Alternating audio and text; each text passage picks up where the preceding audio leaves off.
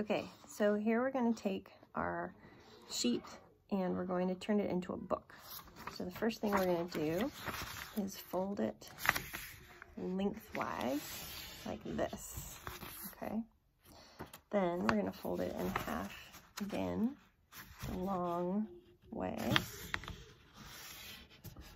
And then you're going to fold it one last time. Okay, so hopefully yours match up better than mine do. So now we're going to open it back up. And what we need to do is we need to cut just a little slit along this line, okay? So you can probably do it a little bit easier with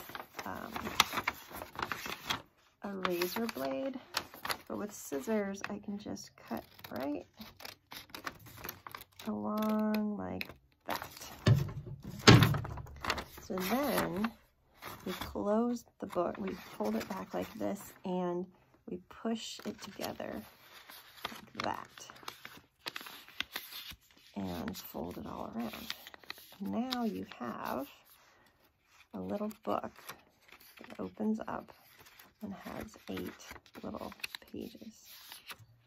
So yours will say something about winter twigs and on the front cover, and then you'll have an opportunity to draw 7 different twigs for your little book.